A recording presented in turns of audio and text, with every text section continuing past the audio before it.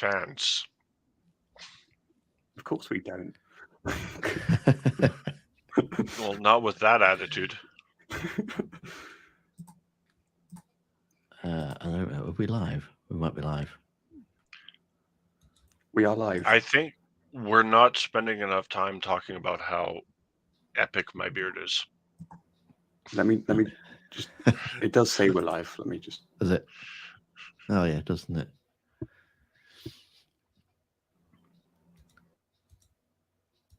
Yeah, my computer's been slow. I'm just kind of trying to load it on a browser. It's just.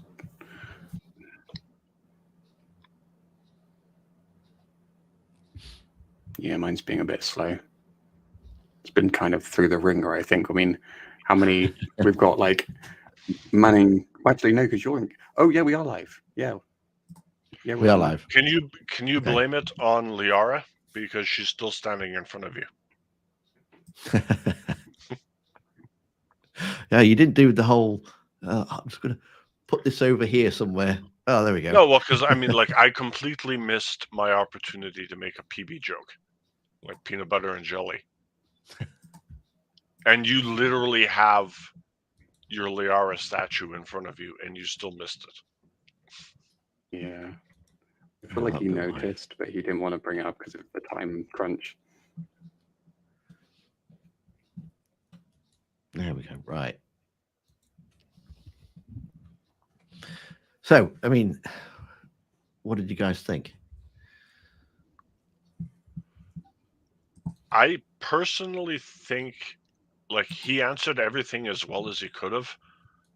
I just genuinely regret that I somehow was stupid enough to not ask Shepard staying with Cerberus in Mass Effect 3 question. We're not going to hear the end of that. No, you will never hear the end of that until Tim bans me. Are we definitely recording as well as streaming, by the way? No, it's just streaming this one. Oh, right, okay. Oh, yeah. I mean, I could. Are people properly like invited? Because this isn't YouTube. Because we could probably actually get a few people. I did tag everyone. I just wasn't very good with my advertisement.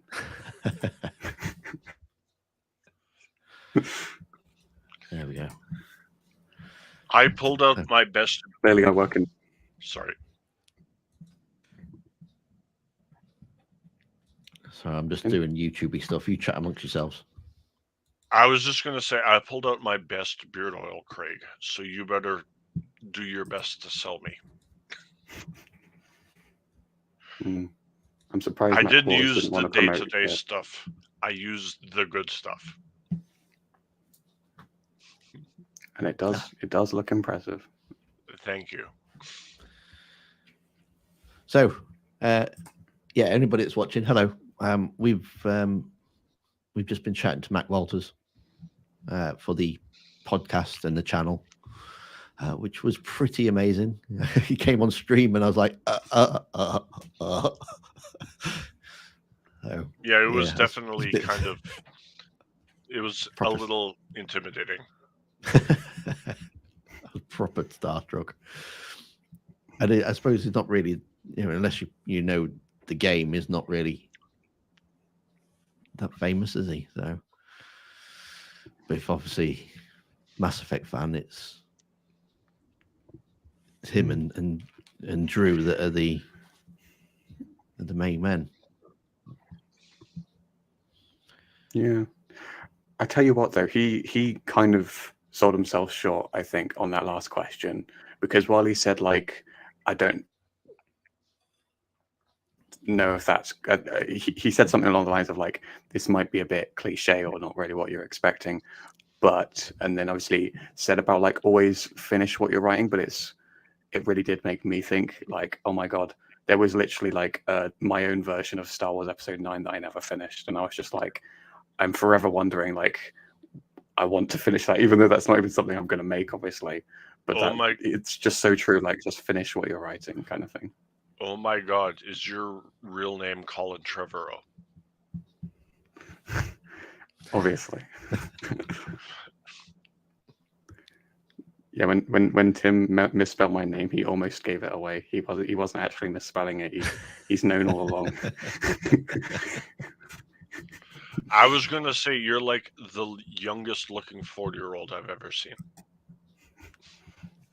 It comes with being English. We don't age. So Are the English? Is it like an Asian thing where like you look 30 until you're 60, but then all of a sudden you just become like 120? I've not heard of that.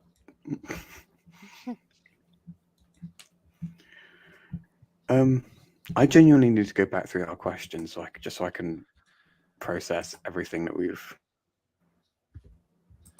talked about with him.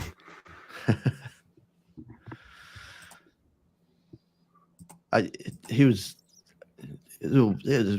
really wonderful to speak to him. Actually, I found him. He wasn't. He didn't just want to like give you your answer and then kind of move on. He was very thorough with his answers, and Yeah, like I genuinely found like he was interested in what we were asking, and if we asked question X that led to something Y, he was very willing to respond to it. yeah.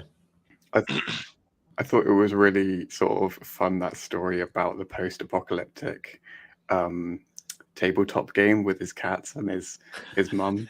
That was such like a sweet story, but like Brilliant. Yeah. I mean, have you not played a post-apocalyptic tabletop game with your cats and your mom? I actually have got one. I actually have got a zombie tabletop game that I never played. I do need to play it. You should do it on stream one day. You have to move all the pieces for us, but well, you still haven't created your character for D&D, Tim. Yeah, all right, I know. So... Yeah, I know. You've lost your sheet, and now I have to redo it with you. Yeah, it'd be all right. I'm used to sticking points in specials and stuff. Sorting out my attributes.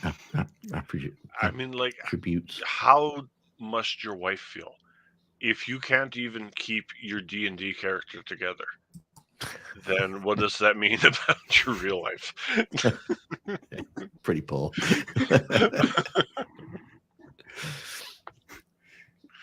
Yeah, D&D says everything about who you are. Well, clearly. Just don't ever bring up Burger King in my presence. I'll tell you what. What?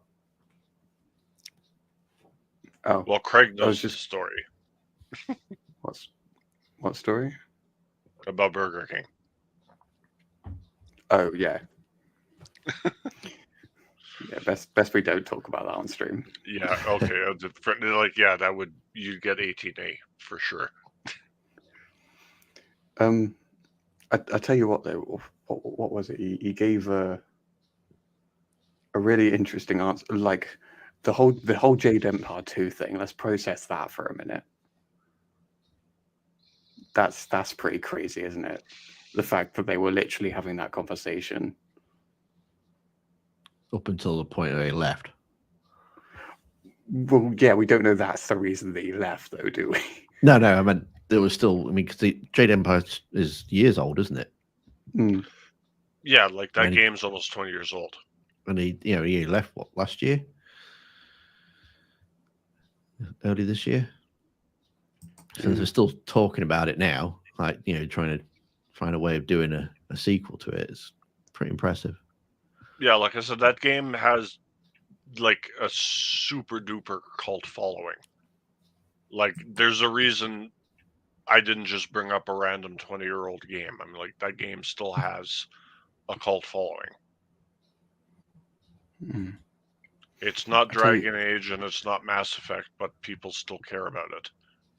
Yeah, I've heard it's really good. I'm gonna have to try it. Yeah, it's really great to know though that BioWare's not going to just. I mean, as far as we know, since this is recent, they have had discussions recently. There is hope that they don't just keep doing Dragon Age and Mass Effect. I don't think any of us want them to just be the Dragon Age and Mass Effect studio.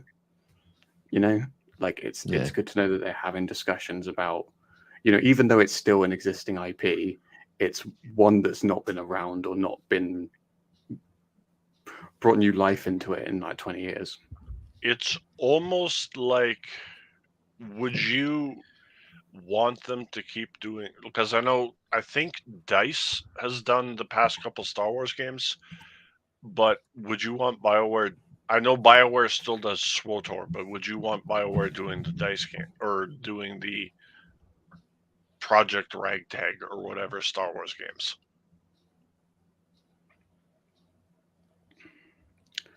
I mean, it depends on I kind of trust them, but like it would be interesting to know what they would do differently first. Like if they would try and turn it into an RPG, or if I don't know if it was originally going to be an RPG or something. But if they would put an RPG spin on it, or if they would just try something new. Because I mean, I know you've played KOTOR. Like, so say hypothetically, if whatever the next Star Wars game was just quote unquote KOTOR 3, would you be okay with that? Yes. Definitely. I mean, I think everyone's been waiting for KOTOR 3, even though I don't think it's going to happen. No, the Jedi Knight story in SWTOR is the official, unofficial KOTOR 3, though, isn't it? Knights of the Fallen Empire, I think, was also part of it, because there was a big prophecy, I think, about like an upcoming empire or something, and I feel like that was the Eternal Empire that's explored in Fallen Empire. I could be wrong, but I think that was alluded to. Hey there, Chris. Hey, Chris is here. I need to apologise to you. Oh, Unfortunately, we ran out of time for your question. We actually ran over as well. He was quite gracious to stay on because we only agreed half an hour with him and 40 minutes. I was like, yeah, we've got nowhere We near any went questions. way over. We didn't even get to answer or ask our bonus questions. We will now never know Ashley or Caden. It wasn't live, Chris. It was recorded. you will get to see it though at some point. Yeah. And the correct answer is Ashley, so you can physically kill her yourself in the third game. It was really interesting to know, though, that another thing just came to mind was the fact that the suicide mission was in their mind from the beginning, and just sort of puzzle pieces kind of started to fit into place as they went forward. That was kind of interesting because it's like the whole fact that legitimately anyone can live or die depending on the decisions you make, the loyalty missions you do, and X, Y, and Z, and the other thing. Like, that was legitimately interesting to know. You kind of worry about, like, if these people are truly evil, if they're saying, right, so we're going to start by creating characters that are going to die, or characters that can die. No, but I mean, it's like, it's the same sort of thing. Like, you physically have to try to kill Shepard. But it's like I said, it's like the first time I ever did the suicide mission, I sent Garrison to vents because I was like, in Mass Effect 1, Garrus was the second best tech person after Tali. He's clearly a logical person to send. And I'm still not wrong, really. I thought Jacob was the best one to send. No, well, Jacob volunteers, but he's clearly not a tech. He's a shotgun with fire ammo. I know you strongly dislike Jacob, but let's be honest. Jacob's not a terrible character. He's serviceable. Mm. I suppose in Mac Walters' words, everyone's got characters they like and don't like. Yeah. No, like I will defend Jacob. I mean, he's a dude, bro. He's a guy I would go have beer and chicken wings with. He's not going to be the best man at my wedding, but he's a guy I would go have beer and chicken wings with. Yes, Chris, he does fail. That's the point. I understand now as well the reasoning why they didn't use someone like Jacob in place of Kai Lang, because that kind of makes sense. If you are actually somebody that really likes Jacob, and then you're forced to see them as the enemy, that could be quite off-putting. Yeah, but would that not make it a more interesting story? Because I mean, like, regardless of whether it's Jacob or Miranda or whoever, someone from your crew, like there's 56 crewmates in the second game, someone should have stayed with Cerberus and been or served as an antagonist in the third game. I think part of it as well with Jacob was I also just think from a character perspective, like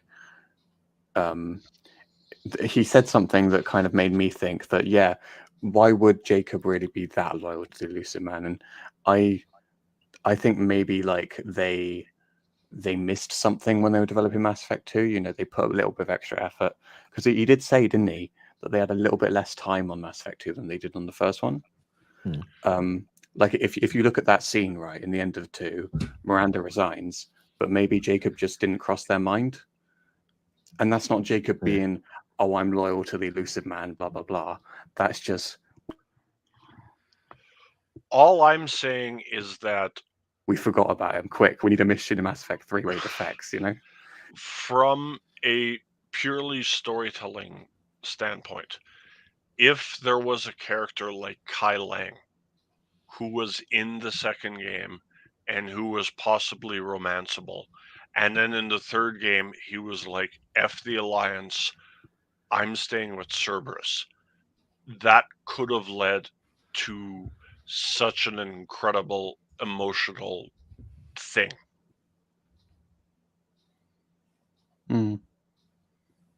Yeah, that's very true.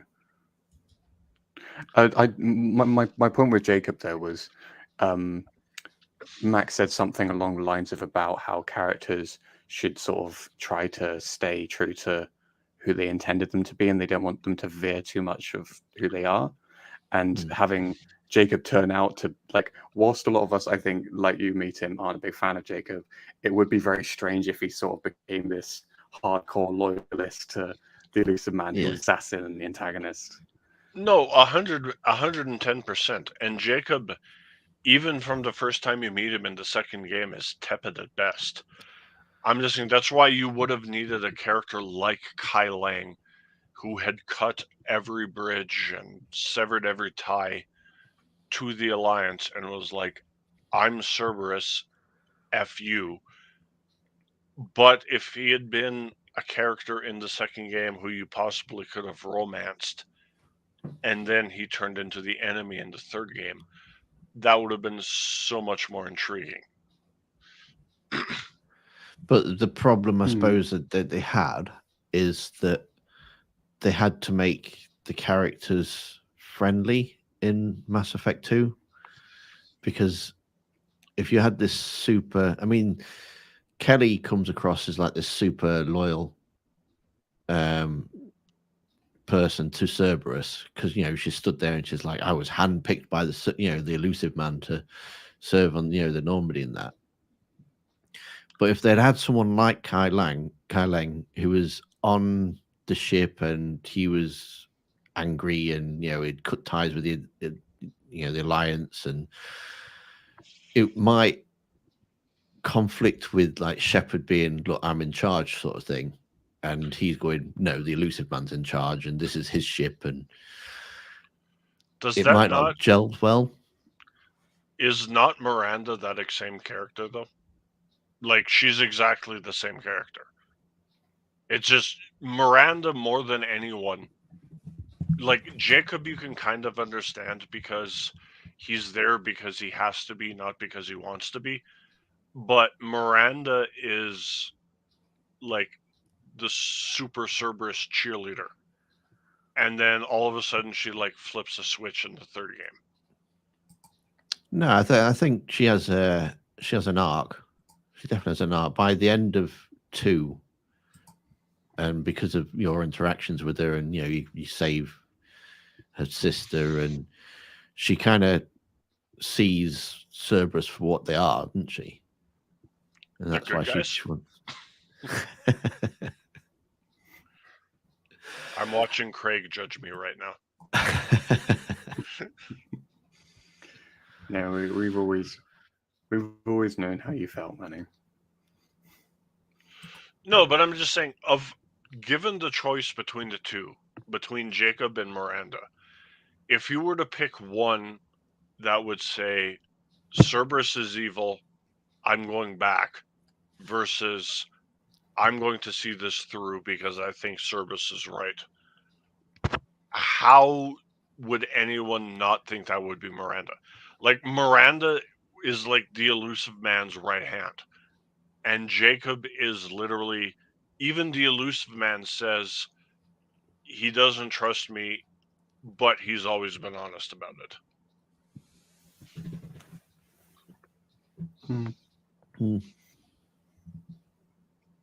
That's a fair point. I'm just saying, of the 56 squad mates in Mass Effect 2, one of them should have stayed with Cerberus just to create some conflict in the third game. I suppose it depends on how you would have done it, wouldn't you? No, but I mean, like, even if you're like the most super duper ultra paragon player ever, your game should still have conflict in it. That's why you're playing Mass Effect. Like, not everything is going to work out exactly how you want it to.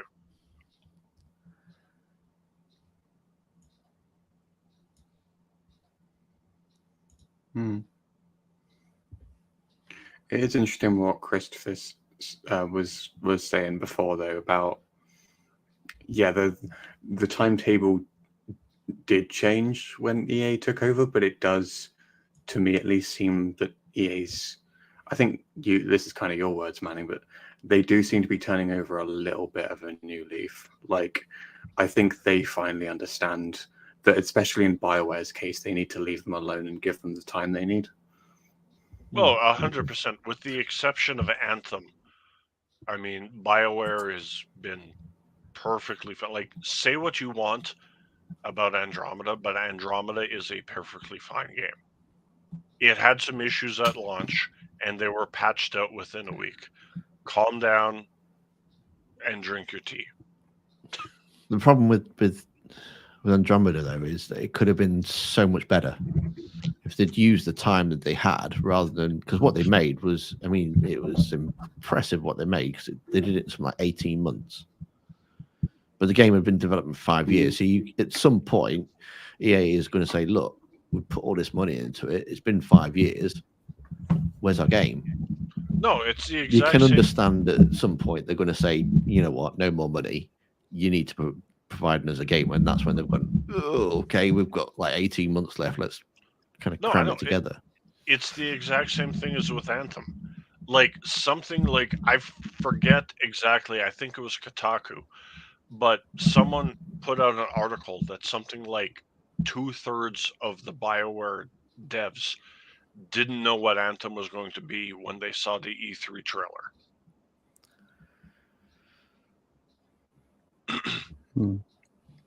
I don't think they were really making. I'm pretty sure I heard somewhere that Anthem wasn't the kind of game they wanted to make to begin with, though. I'm pretty sure they never wanted to do a looter shooter. Yeah, I know, and there was some controversy with Patrick Soderlund too, but because Destiny was doing so well that they wanted to kind of jump on that train. Yeah, and then there was apparently you were forbidden from mentioning the word Destiny while inside the Bioware studios while that game was getting made.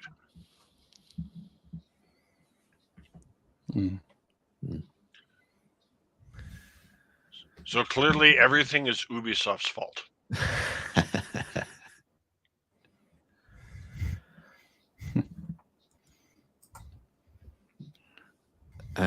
Michael says, how would an antagonist crew member squad mate gel with the end game of Mass Effect 2? Surely all crew members would be loyal to Shepard for saving them. Therefore, no conflict in Mass Effect 3. Good question.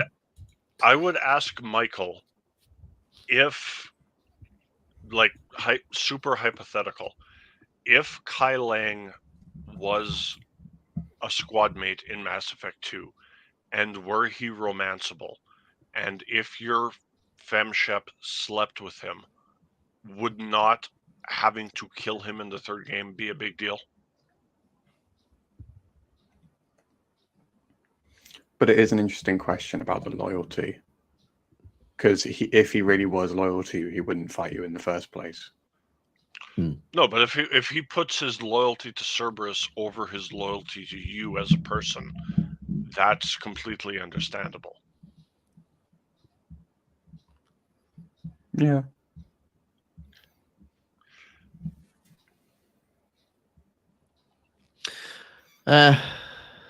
Okay, we're going to wrap this up. How do you think it went then? How do you think the interview went? We missed the rapid fire segment, but I think it went quite well, in my humble personal opinion. Would you have liked to have done the rapid fire? Well, I mean, the rapid fire would have been fun, but it also would have been kind of silly, so I don't know if it would have really done much. One thing I did really want to mention, do you remember when he said about, because we're talking about chat GPT or whatever it is? Yeah. GPT. Yeah. And he said about how you need to use these tools, utilize them, and make the most of them if you can't. Because if you just ignore them, it's not going to be of benefit to you. But if you utilize them, I was so tempted when he said that to be like, so what you're saying is control is the right ending, or you're really helping Manning here with his argument. Have you not seen the video I posted in the Discord? Barack Obama himself admitted control was the best ending. I'm going to have to check out what he said about Midjourney as well, because apparently there's some controversy behind it, which I don't know about. Kraig totally didn't watch the video. Is that the one I put in the What video? Discord? Is it Midjourney? Oh, it is. Yeah. Okay. I was just going to say, if you're talking about the video I posted, it's in the Mass Effect Trilogy chat. So yeah, okay. I think we'll call it there. All right. I don't want you to get in any more trouble with your wife. No, she's gone to bed. Well, I know that she was yelling at you about an hour ago.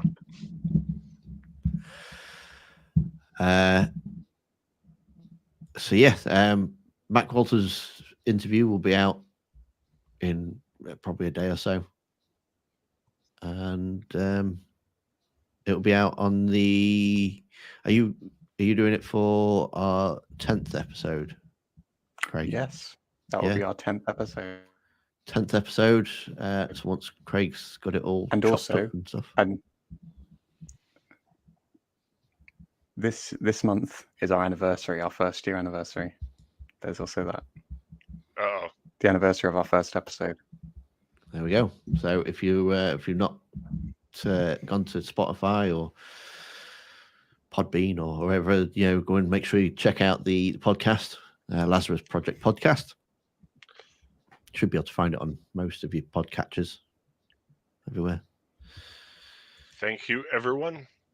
And we'll be back tomorrow night for some Mass Effect 3 multiplayer. Okay, that was going to be my next question, just to double check. Tomorrow's just a normal stream at the right time, right? That's right. All right. Right. Like I said, it's my brother-in-law's birthday, but I'll be... like we won't be going out till well after the stream. No worries. All right. See you all tomorrow. See you tomorrow. Okay, and we'll see if we can finally get Kraig enough collector kills. Because you've been like bitching about that for like what, 6 weeks? We should have asked Mac Walters, how do you get all the collector kills? Like, is there a secret I've been missing? That was literally Is it like actually possible? that was literally like the first banner I got. But I thought it looked stupid and I tried for the Cerberus one instead. All right. Say goodnight, guys. All right, take care, Tim. I'll see you in what, 20 hours?